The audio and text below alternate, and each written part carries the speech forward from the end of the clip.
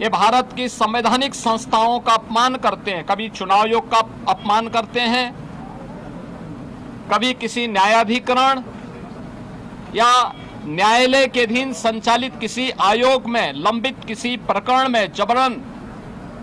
उस प्रकरण को चर्चा के लिए नहीं, लेकिन आरोप प्रत्यारोप के माध्यम से तर्कहीन मुद्दों को उठा करके इनके द्वारा माहौल में केवल नकारात्मक और भ्रामक सूचनाओं का प्रचार प्रसार करने का प्रयास होता है। समाजवादी पार्टी का और विपक्ष का यह आचरण अलोकतांत्रिक भी है और संवैधानिक भी है। संविधान निर्माताओं का और बाबा साहब भीमराव अंबेडकर की भावनाओं का अपमान भी है। मित्रों, हम सब जानते हैं अयोध्या के जिस प्रकरण में ये लोग चंदा चोरी की बात करते हैं, वहां चंदा चोरी नहीं, चढ़ावा से जुड़े हुए एक प्रकरण का मुद्दा आया था। श्री राम जन्मभूमि तीर्थ क्षेत्र ट्रस्ट ने इस प्रकरण में 12 जून को उत्तर प्रदेश सरकार को एक पत्र लिखा कि कतिपय समाचार पत्रों और मीडिया में इस प्रकार की सूचनाएं आई हैं और हम चाहते हैं कि इस प्रकरण की एक एसआईटी बनाकर के जांच करवा दी जाए। श्री राम जन्मभूमि तीर्थ क्षेत्र ट्रस्ट माननीय उच्चतम न्यायालय के द्वारा गठित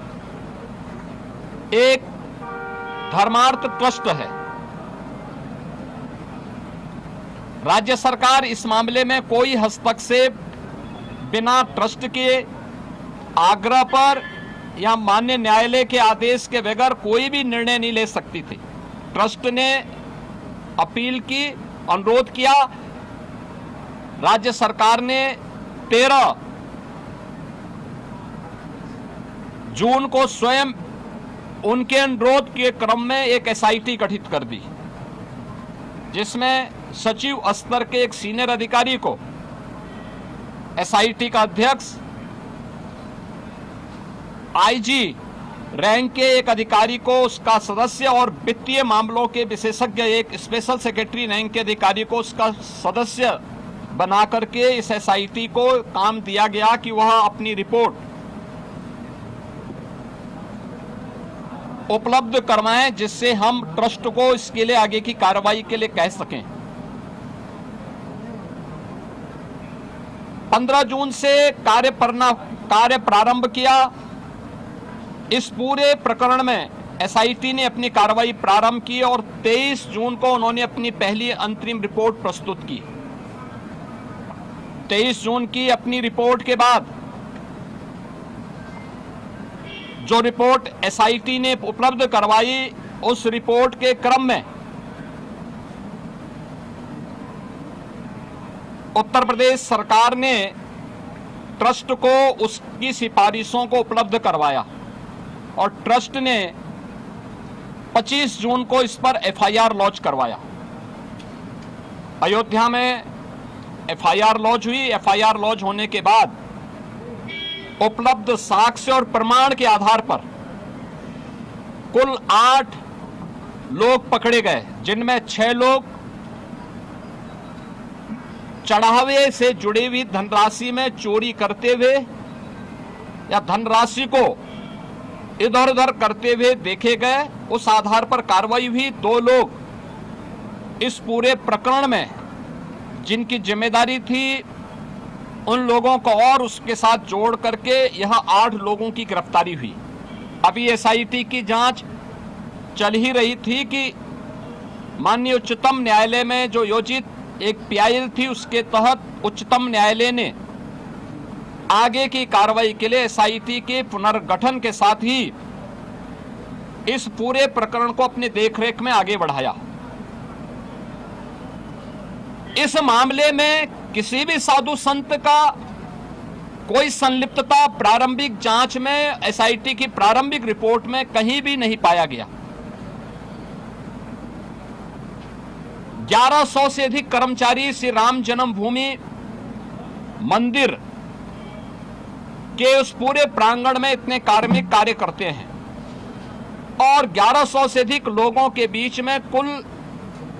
8 लोग इस मामले में प्रत्यक्ष और अप्रत्यक्ष रूप से जिनकी भूमिका उस मामले में उपलब्ध साक्ष्य और प्रमाण थे उस आधार पर पाई गई। इसके लिए साधु संतों पर आक्षेप करना, इसके लिए अयोध्या धाम को अपमानित करना, बदनाम करना, श्री राम जन्मभूमि मंदिर को बदनाम करना, उन 1100 कर्मचारियों को जो राम जन्मभूमि मंदिर की व्यवस्था में लाखों श्रद्धालुओं को सुविधाजनक तरीके से दर्शन कराने में अपना योगदान दे रहे हैं, दिन रात सर्दी गर्मी बरसात किसी भी स्थिति में दर्शन कराने में अपना योगदान दे करके उत्तर प्रदेश के परसेप्शन को अच्छा बनाने में योगदान दे रहे हैं और उत्तर प्रदेश में धार्मिक पर्यटन को प्रोत्साहित करने में अपना योगदान दे रहे हैं। उन लोगों को कटघरे में खड़ा करना,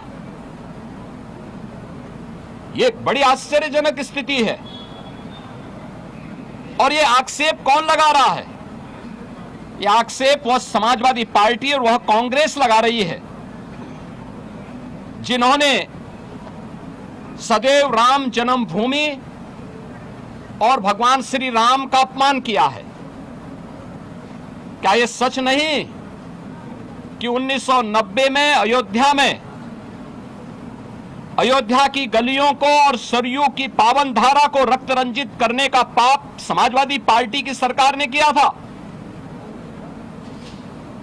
क्या पूरा देश और पूरी दुनिया और सभी राम भक्त ये नहीं जानते कि इनका ये अक्षम्य पाप जिन्होंने राम भक्तों पर गोलियां चला करके किया था, कैसे उसको कोई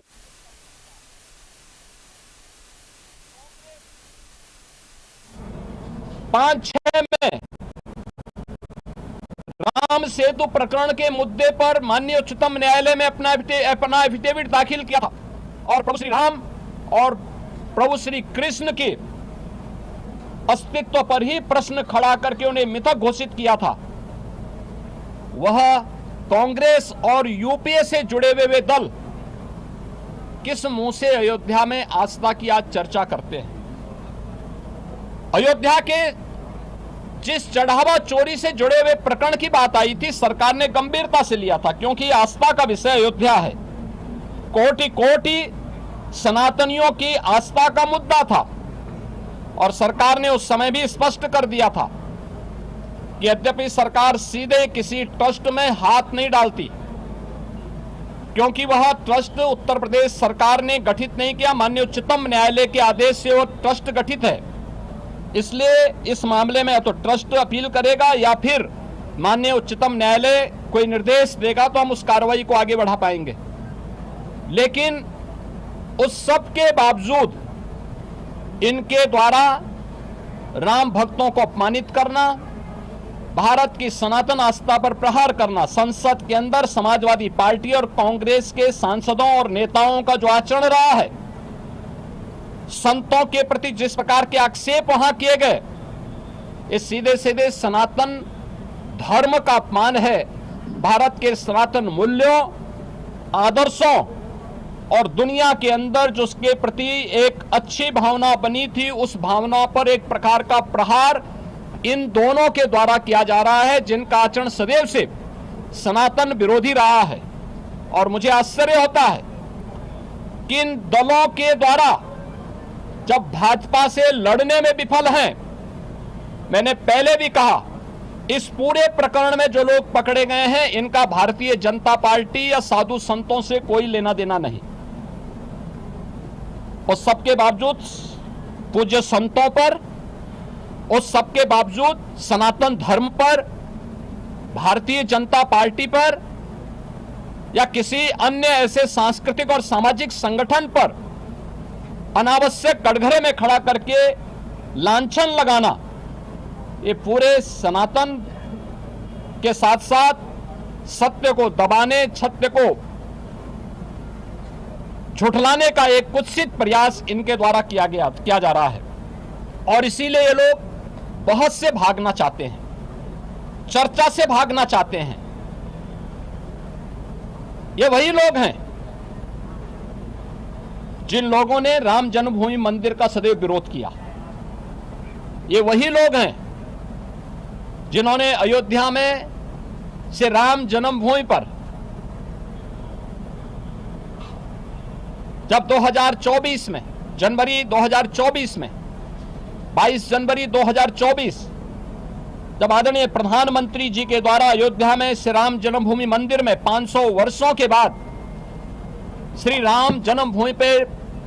प्रभु श्री राम की रामलला की प्राण प्रतिष्ठा का समारोह हो रहा था, उस कार्यक्रम में आमंत्रण के बावजूद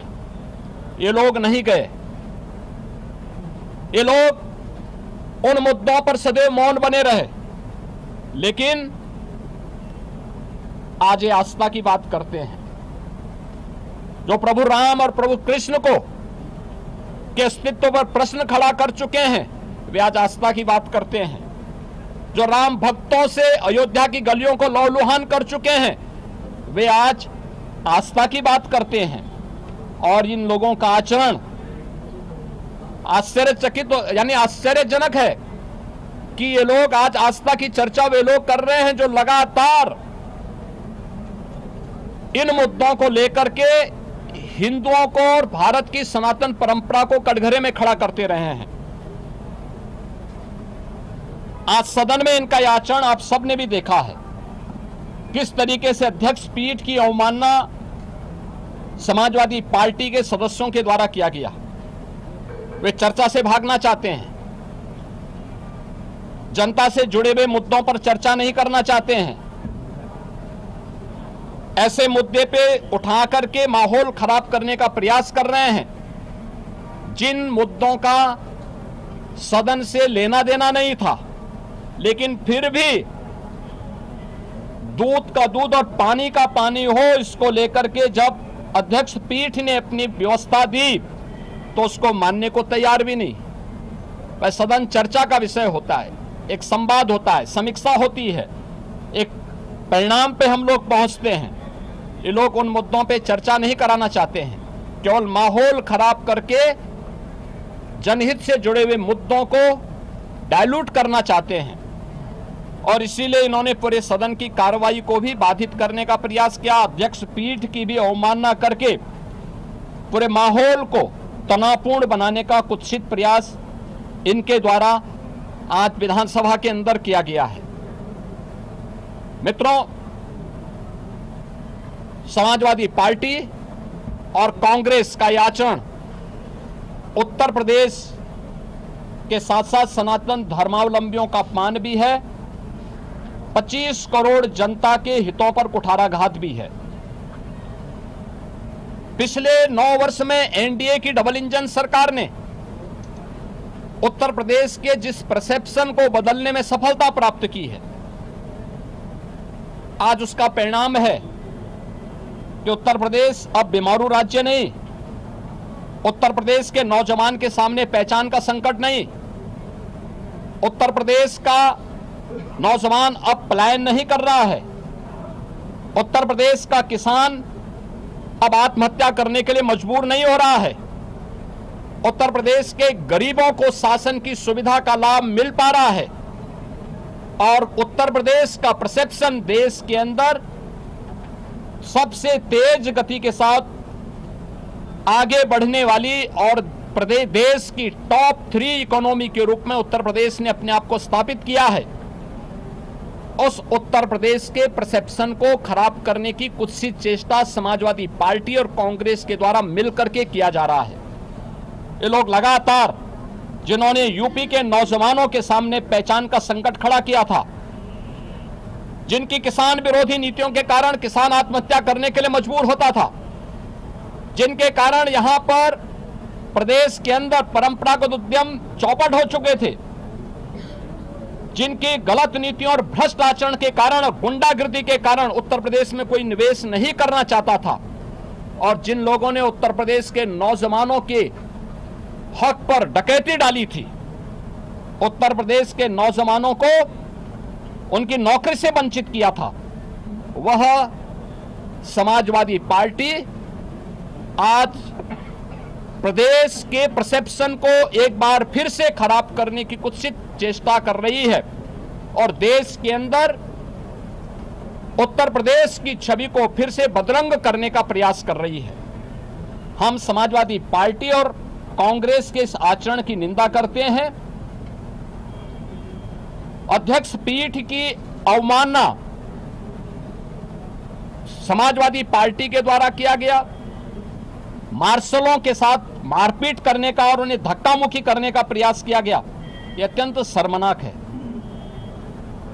सदन के अंदर हर सदस्य के लिए आवश्यक होता है कि वह अध्यक्ष पीठ का सम्मान करे और अध्यक्ष पीठ के निर्देशों का पालन करे और कोई भी मुद्दा है वह अध्यक्ष पीठ की अनुमति से वह सदन के फ्लोर में रख सकता है, अपनी बात को वहां रख सकता है। लेकिन इन्होंने पूरे माहौल को खराब करने का प्रयास किया। समाजवादी पार्टी और कांग्रेस का यह आचरण अलोकतांत्रिक है, असंवैधानिक है, संवैधानिक मूल्यों को तार तार करने वाला है और विकास के मुद्दे पर, जनहित से जुड़े हुए मुद्दे पर, आम जन से जुड़े हुए मुद्दे पर स्वस्थ चर्चा को आगे बढ़ाने की बजाय इस मुद्दे को डाइल्यूट करके उत्तर प्रदेश की पहचान को फिर से धूमिल करने, उत्तर प्रदेश के धार्मिक पर्यटन को आगे बढ़ने के जो अवसर प्राप्त हुए हैं उन्हें खराब करने और उत्तर प्रदेश को फिर से बदनाम करने की कुत्सित चेष्टा का हिस्सा है। समाजवादी पार्टी के इस आचरण की हम निंदा करते हैं।